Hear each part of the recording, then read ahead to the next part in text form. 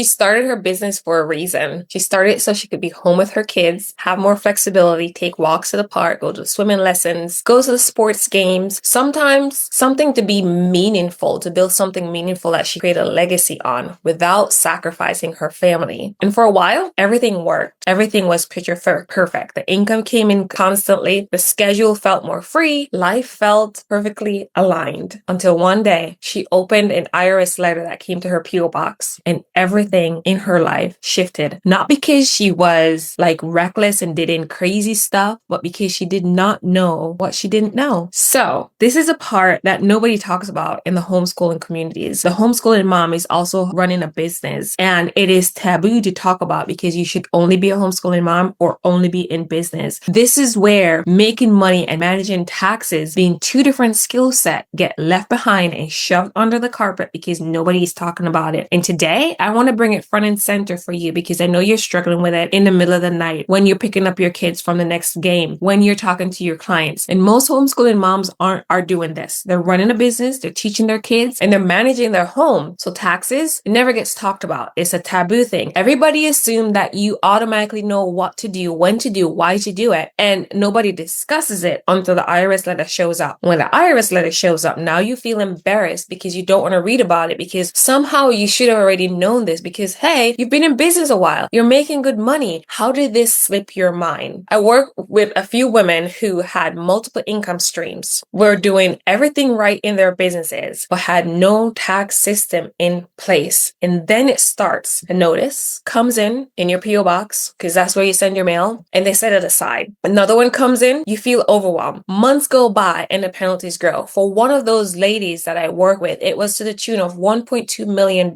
That amounted because she pushed it under the carpet and under the carpet and under the carpet and thinking she was supposed to know. The truth of the matter was that she wasn't aware. She wasn't educated. She was very good at generating income. But when it came to the tax side of things, she was completely unaware. And she thought that if she ignored it, it would go away. Okay. And when the IRS stopped sending reminders and start taking action, then all of a sudden it's like, oh my gosh, what happened? Okay. So what does that action look like? This is not the IRS that we knew 10 years ago. Now we're seeing AI that is populating and moving forward into all aspects of life. And guess what? It's happening in the tax industry as well. We're seeing automated systems flagging accounts, levies happen faster, income being targeted directly. It doesn't matter if you're a W-2, if your spouse is a W-2, and you're a 1099, so you're getting a contract, they're still getting several people's money, even though they're contractors, even though they're 1099s. Okay?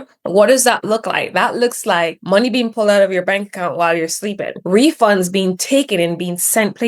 We had a gentleman who came in, young guy, and all of his refund was taken for back child support that he had completely forgotten he had, that his wife, his ex-wife, is homeschooling, right? Income streams interrupted, all right? And for a homeschooling mom, this is not just financial. This impacts your grocery bill, your curriculum choices, and things that you want to pick and add on for your kids for that school year or current season, and household stability, okay? So the biggest mistake I see, let's talk about it. The number one mistake I see is homeschooling moms in business, homeschooling dads in business are treating taxes like it's an event, like it's a wedding, okay? And it just happens once in your lifetime, okay? And never reoccurs. So what happens? You wait until tax season, file what already happened,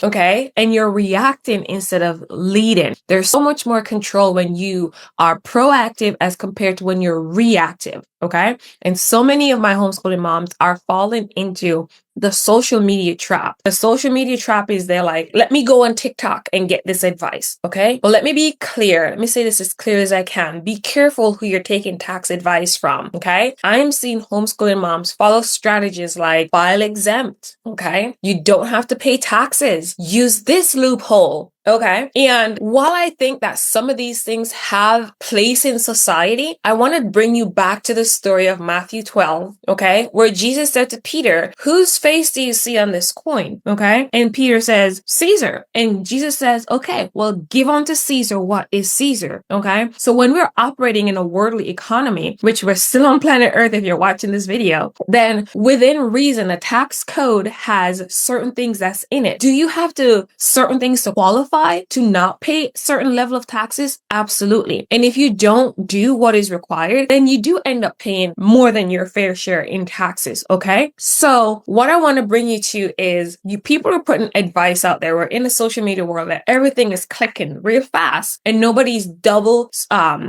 checking to verify what they're learning. They're just implementing and then it's catching up with them years later, months later, because AI is now informed. Okay. Especially from people who are not enrolled agents, not CPAs, and not tax attorneys who are in this space and know what they're doing. Now, when you jump into my Profit and Presence blueprint, I show you exactly what to look for, where to look for it, how to get credible information so you could use this information for years to come. So you could do this and stop having to second guess as to what you're doing and correctly and is it right. Okay. So let me reframe this for you. This is not about fear. This is like ground zero about stewardship. In 1 Corinthians 14 verse 33 says, for God is not a God of confusion, but a God of peace. And if we look back through the creation story, we see God went in order of how he created the world. Okay. So confusion around money, that's a signal that something needs structure because the goal isn't make more money from home, is to keep more of what you make, to stay compliant, to use that money and fund your kids' education, to use that money and fund the dreams that God has placed on your heart to do, to be present with your kids, to go and do those adventure stuff that God has placed. Just because you have these big audacious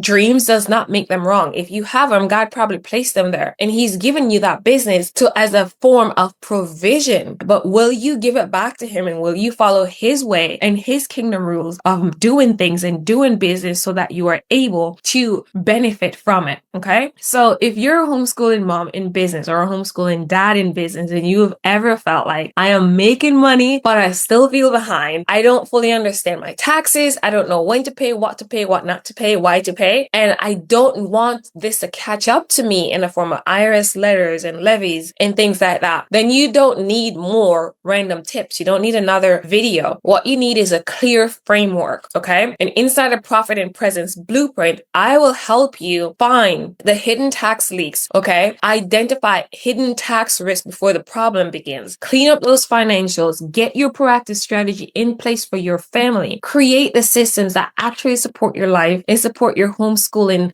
endeavors because your business should fund your freedom. I did that video that talks about if you don't have profit, you're risking your freedom. And I'll link that video right in the comments below. Okay. But what I want you to do right now is really consider, is your business actually funding? Is it going in tandem with, is it working with the goals that God has placed on your heart, or is it going against it? So because your business should fund your freedom, now is a time to not create silent stress behind the scene, but to actually take action. So click the link below to join the Profit and Presence Blueprint. I'll link a free training below that tells you what we talk about and how to get yourself back into alignment so you can support your presence and not steal it. Moms who win in this season aren't the ones who are doing more. That season is sailed. The moms who are winning in this season are the ones who are building with intention and the clarity from Christ. Thank you so much for watching today's video. I hope it blesses you and I see you guys in the next video. Bye for now.